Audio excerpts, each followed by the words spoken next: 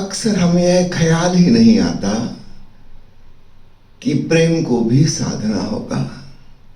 ऐसा लगता है हम तो जन्मजात जानते ही हैं, कहीं किसी स्कूल कॉलेज में किसी यूनिवर्सिटी में नहीं सिखाया जाता, ये कोई सब्जेक्ट ही नहीं सिखाने वाला। जीवन जीने की कला हम ऐसे समझते हैं हमको तो पता ही है, जीवित हैं बस पर्याप्त है, और कैसी कला। बड़ी भूल हो जाती है। जैसे हम अन्य सब चीजें सीखते हैं वैसे ही हमें सीखना होगा। प्रकृति ने हमें अपने हृदय में पॉजिटिव और नेगेटिव दोनों चीजें दी हैं। अमृत और जहर मौजूद है, सद्भावनाएं भी हैं, दुर्भावनाएं भी हैं, दोनों का मिश्रण है। और हमें स्वतंत्रता दी है, हम चाहें तो सागर मंथन करें, अमृत को अलग करें, विष को अलग करें, और अगर हम ना चाहें तो फिर वो मिश्रित ही रहेगा हमेशा। जब मैं कह रहा हूँ प्रेम की साधना, मेरा तात्पर्य है मंथन करके प्रेम को बचाना, विष को अलग करना। जैसे किसी बगीचे में, फुलवारी में फूलों के भी पौधे हैं और झाड़ झंखाड़ कांटे वाले बहुत सारे हैं। ये जो झाड़ झंखाड़ खरपतवार है, ये फूल वाले पौधों को विकसित ही नहीं होने देगी, या छोटे मोटे फूल कभी कभार खिल पाएंगे बस। ये खरपतवार सारी जमीन को घेर लेगी। खरपतवार की एक खूबी है, मैंने सुना है मुल्ला नसरुद्दीन के पास खूब अच्छा बगीचा था। उसके पड़ोस में एक नया पड़ोसी आके रहने लगा, उसको भी शौक था बगीचा लगाने लगा। उसने कुछ सुंदर फूलों के बीज लेके आया बाजार से, एक क्यारी में उसने लगाए। थोड़े दिनों में छोटी छोटी पत्तियां अंकुरित हुई, लेकिन देखने में वो बिल्कुल घास की पत्ती जैसी थी। तो उसने सोचा कि नसरुद्दीन से पूछ लें, ये तो एक्सपर्ट हैं, तो बगीचा है इनका। उसने पूछा कि मित्र ये बताओ पहचान कैसे करें, ये घास पात उगाई है जिसको उखाड़ के फेंकना है, या वो वाले बीज हैं फूल के, क्योंकि उसकी पत्ती भी इसी प्रकार की होती है। नसरुद्दीन का बड़ा मामला आसान है, सब उखाड़ के फेंक दो।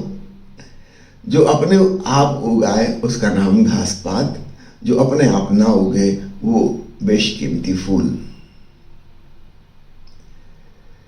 नसरुद्दीन की मजाक को थोड़ा समझना, गहरी बात कह रहा है। हमारे जीवन में घृणा, अहंकार, ईर्ष्या, प्रतियोगिता, स्पर्धा, जलन, ये सब अपने आप उगाते हैं कि कोई खेती बाड़ी नहीं करनी पड़ती, कोई खाद पानी नहीं डालना पड़ता। लेकिन अगर हम चाहें कि प्रेम, क्षमा, करुणा, मंगल भावना ये पैदा हो, है मौजूद बीज रूप में, लेकिन अगर विकसित करना हम चाहते हैं, हमें थोड़ी सी केयर लेनी होगी, कुछ निदाई गुड़ाई करनी होगी, खतवार उखाड़नी होगी, घास पात अलग करना होगा, कंकड़ पत्थर बीनने होंगे जमीन में से, खाद पानी डालना होगा, सुरक्षा भी करनी होगी। कुछ इंतजाम करेंगे हम तो जाके बात बनेगी, अपने आप नहीं होगी। ये मेरा मतलब है साधना का। तो बीज रूप में तो हम प्रेम के बीज लेके आए हैं, घृणा के भी लाए हैं, क्रोध के भी लाए हैं, करुणा के भी लाए हैं। लेकिन हमारे चारों तरफ जो परिस्थितियां हैं वो नेगेटिव चीजों को विकसित करने का तो खूब अवसर देती हैं। पॉजिटिव चीजों के विकास का अवसर बहुत कम है। हम स्वयं ही खोजेंगे और कोशिश करेंगे तो जाके बात बन पाएगी, नहीं तो नहीं बन पाएगी। अपने आप ये नहीं होने वाला, इस बात को खूब अच्छे से समझ लो। ये मेरा तात्पर्य जब मैं कहता हूं कि प्रेम साधना भी है, साध्य भी है और सिद्धि भी है। जानवरों को हम पशु कहते हैं, पशु का मतलब होता है जो पाश में बंधे हैं, बंधन है, मजबूरी है। तो वो तो मिश्रित भावनाओं में जीते हैं, ये उनका बंधन है। हम मनुष्य हैं, हम पशु नहीं हैं, हम उस बंधन में नहीं हैं, हम स्वतंत्र हैं। हम चाहें तो फूलों की क्यारी को खूब अच्छा विकसित कर लें, और हम ना चाहें तो ऐसा अपने आप नहीं होगा। हम अपने जीवन को चाहे तो स्वर्ग बना लें और चाहे तो नरक बना लें, दोनों बातें हमारे हाथ में हैं। और परमात्मा ने हमको स्वतंत्र छोड़ा है, बीच में आकर वो इंटरफियर नहीं करेगा कि भले मानुस हमने इतने फूलों के बीज दिए थे, लगाते क्यों नहीं, वो आके नहीं बोलेगा, क्योंकि इसमें तो फिर हमारी स्वतंत्रता का हनन हो जाएगा। हम मुक्त हैं, हम जैसा चाहें अपने जीवन को बना लें। स्वर्ग भी हो सकता है, नरक भी हो सकता है। कल रात को हम चर्चा कर रहे थे रेकी हीलिंग फाउंडेशन के डॉक्टर NK शर्मा और उनके विद्यार्थियों के संग। उसमें एक महिला ने सवाल पूछा था कि मैं ससुराल में आके बहुत परेशान हो गई हूँ विवाह के पश्चात। देवरानी, जेठानी, देवर, जेठ, सास, ससुर और भतीजे, भतीजियाँ, ननद, इतनी परेशानी, गुस्सा, ईर्ष्या, क्रोध, डोमिनेशन बर्दाश्त करना पड़ता है, सबकी पसंद नापसंद अलग अलग। क्या समाधान है? बचपन से सुनते आए हैं धर्म ग्रंथों को, गुरुओं के उपदेशों को, प्रवचनों को, कुछ काम नहीं आ रहा, सब व्यर्थ हो गए। निश्चित रूप से जिस प्रकार के उपदेश आपने सुने हैं वो काम नहीं आने वाले। किसी ने आपको सिखाया कि अपने भीतर की घृणा और नफरत का क्या करना? किसी ने नहीं सिखाया। और वो घृणा तो है, नफरत है, गुस्सा है, इसका क्या करना है? ज्यादा से ज्यादा हमें सिखाया कि 4 लोगों के सामने प्रकट मत करना, लोग क्या कहेंगे। तो प्रकट नहीं करने का मतलब अपने भीतर दबा लो, छुपा लो, और क्या करोगे।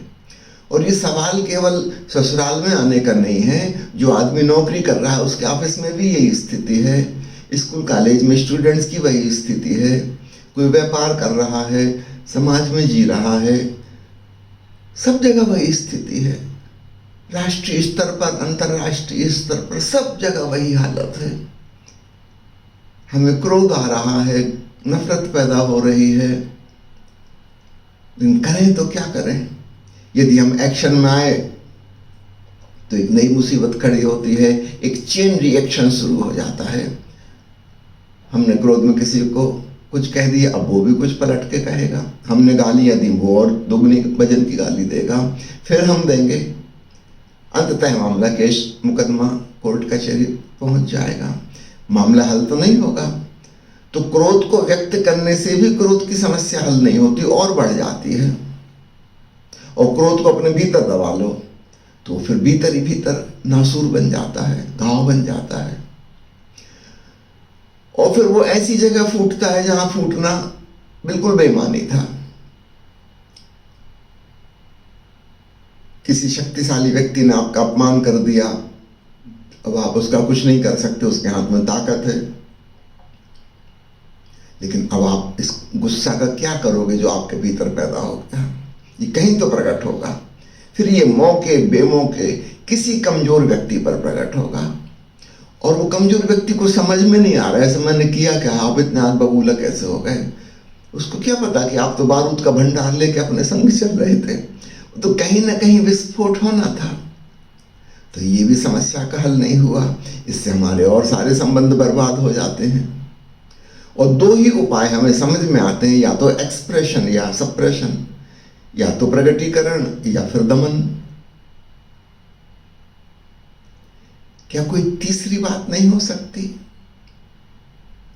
ओशो उसी तरफ इशारा करते हैं, वे कहते हैं इसका रेचन, इसका विसर्जन कर दो अपने एकांत में। कमरा बंद कर लो, किसी को डिस्टर्ब भी ना हो, आवाज भी बाहर ना जाए, हो सके तो एक साउंड प्रूफ कमरा बनवा लेना, और हो जाओ गुस्सा,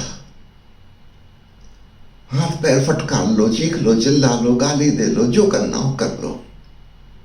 आप किसी को नुकसान भी नहीं पहुंचा रहे, इसकी कोई चेन रिएक्शन भी नहीं बनेगी, और आपके भीतर जो भरा पड़ा था वो निकल जाएगा। आप खाली हो जाओगे, निर्भर हो जाओगे। पुराने जमाने में सन्यासी जंगल जाते थे, गुफाओं में रहते थे, क्यों? इसलिए नहीं कि शहर बुरा है और परिवार बुरा है, लेकिन यहाँ पर सभ्यतावश, संस्कृतिवश अपने भीतर की नेगेटिविटी को निकालना संभव नहीं है। चलो एकांत में करेंगे। आज चूंकि हम घर गृहस्थी में जी रहे हैं, हमें यही निकालने का उपाय करना होगा। तो अच्छा हो एक बंद कमरा करके कि बाहर आवाज ना जाए, आप कर लेना, अथवा बिना आवाज के कर लेना। पूरे शरीर का उपयोग करना, घूंसे चलाना, लातें फटकारना, एक्शन ऐसा करना पूरा कि आप क्रोधित हो रहे हो बिना आवाज के, ताकि किसी को डिस्टर्ब ना हो। और आप पाओगे आपका क्रोध बह गया। और फिर ऐसा लगेगा जैसे छोटे बच्चे जैसे सरल हो गए। उस सरलता में, उस निर्दोषता में, उस बोझ रहित अवस्था में फिर आप पाओगे वो फूलों के बीज जो थे अब वो अंकुरित होना शुरू हुए। तो साधना के दो हिस्से हैं, एक नेगेटिव पक्ष से छुटकारा पाना और दूसरा पॉजिटिव पक्ष को विकसित करना।